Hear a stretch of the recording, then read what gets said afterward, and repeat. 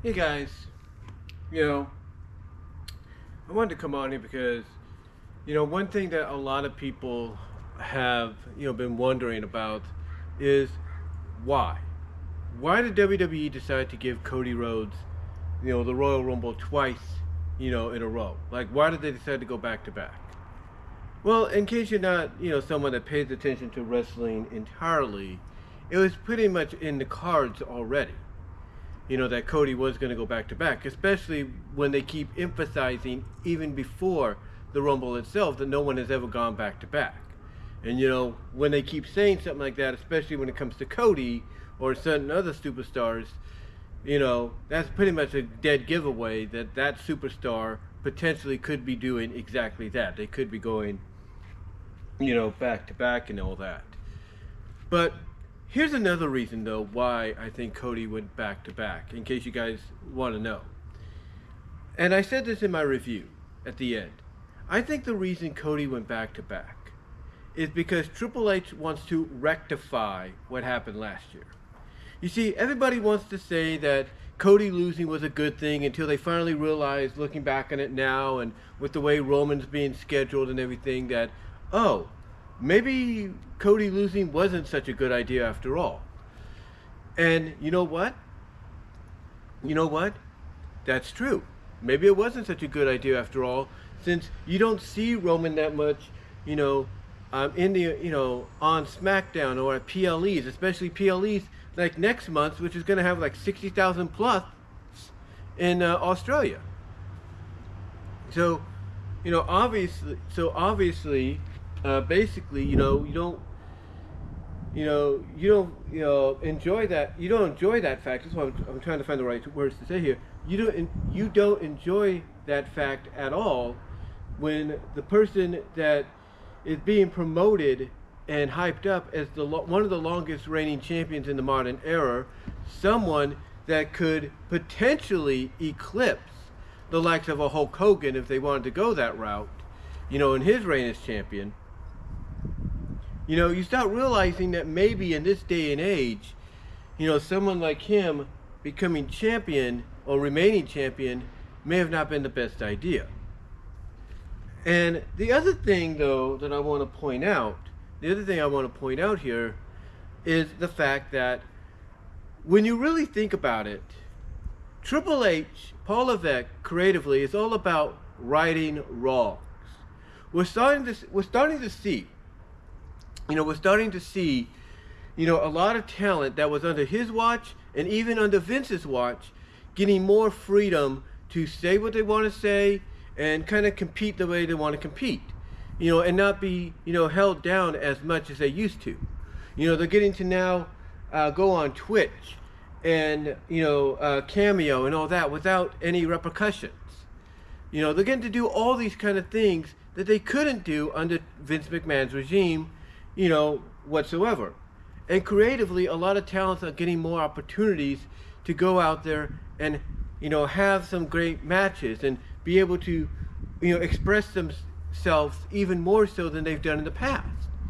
And all they have to do is ask for an opportunity to be like, hey, let me go out there and show you what I can do. Give me a chance. Give me a shot, and I can probably surprise you.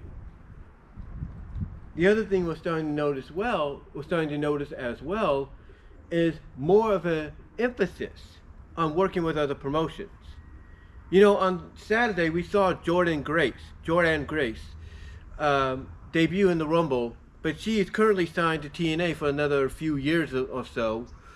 And she's the new TNA Knockouts champion, defeating Trinity, aka Naomi, for that at Hard to Kill and retaining it the week after. The show was taped.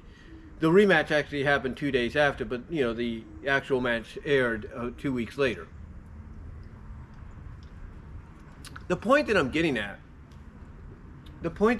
at is when they did this with Mickie James already a history with the company, so, they didn't have to, play up, how huge this was or how big of a surprise it was and everything like they did with than what they did with Jordan, if you will, Jordan, if you will.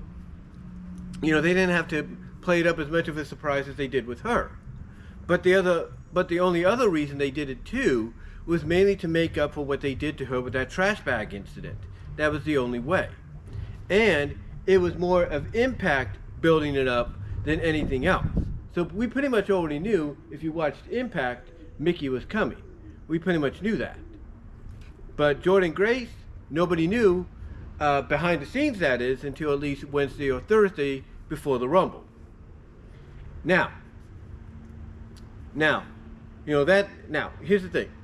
That's another big emphasis. Because, commentary-wise, when Mickie James came out, as when she was Knockouts champion, they didn't refer to her as Impact Knockouts champion. That's when TNA was still under the Impact moniker. Instead, they, acknowledged her as Impact Women's champion, Impact Women's World champion. There was no, she's the Knockouts champion. That word wasn't used. But like I said in my review, they were using the word so much when it came to KO and Logan Paul's program. It's like, why not just, use it, from here on in? Why not use it from here on in case, something else happens? And lo and behold, Jordynne Grace coming in as the number 5 entry, was that opportunity. And, it shocked a lot of people that Michael Cole, Pat McAfee, and Corey Graves were so freely acknowledging TNA. They were acknowledging Naomi being TNA Knockouts champ when she was gone, acknowledging Jordynne Grace as the one that beat her, and acknowledging her as TNA Knockouts champion. When they did that with Mickie James, again, Mickie had history with the company, but when they did that with her, like I said, they avoided saying knockouts. Now under Triple H's watch, it's like it shouldn't matter, shouldn't be a big deal. Knockouts is a word. Get over it. Get over it. Let these people have freedom, in their commentary. Let them be as genuine, as they can be. Let them have fun. Let them have fun, But the other reason, getting back to the whole Cody situation, is because I still firmly believe, and I know I'm not alone in this, that the reason Cody Rhodes lost last year to Roman Reigns wasn't because it was a Triple H call, no. And it wasn't a Cody call, nor do I even think it was a Roman call. No, I think it was a Vince McMahon call. And, when you think about it, as I've said before, and I said it in the review, Vince McMahon is a very petty individual. Like, he will go out of his way to, bring you back, go out of his way, go to your home. He will go to your home. He will sit on your living room sofa, in your house, or sit at the pool with you. He will talk things out. He'll have a margarita, have a Pepsi, have a beer, whatever the case may be. Work out all the details needed to bring you back, even allowing you to have your theme that you've had since you left WWE, when you went to the Indies, Ring of Honor, New Japan, AEW. He'll go to various long links, if you will, super links, to do all that for you. But that doesn't mean he's not still petty, because he is. He is still going to show his pettiness. He's still going to show that he wants payback. And I guarantee you, Cody, he's not going to admit it himself. Cody knew that when Vince McMahon told him that weekend that you are going to lose to Roman and not win, Cody may have been professional about it and been like, okay, no problem. And maybe with the promise and guarantee by Vince and Triple H, mostly Triple H I would assume, that he'll get his shot, he'll get his moment. Vince, in my opinion, was the reason Cody lost, because Vince still holds bitterness towards Dusty for competing against him with Starrcade and Chi-Town Rumble and the Bunkhouse Stampede. That he still holds that bitterness against him. Triple H does not. Triple H does not hold no bitterness towards Dusty Rhodes. Dusty helped him in NXT. So the only right thing to do is to give his kid, his son, the opportunity to do what his father could not. But Vince didn't want to do that.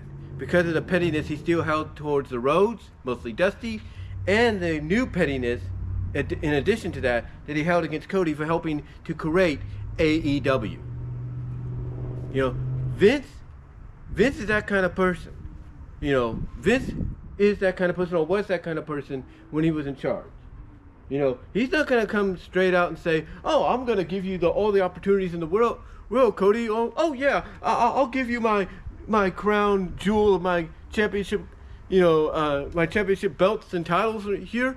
Oh yeah, no problem." No. He's not going to do that. He was never going to do that.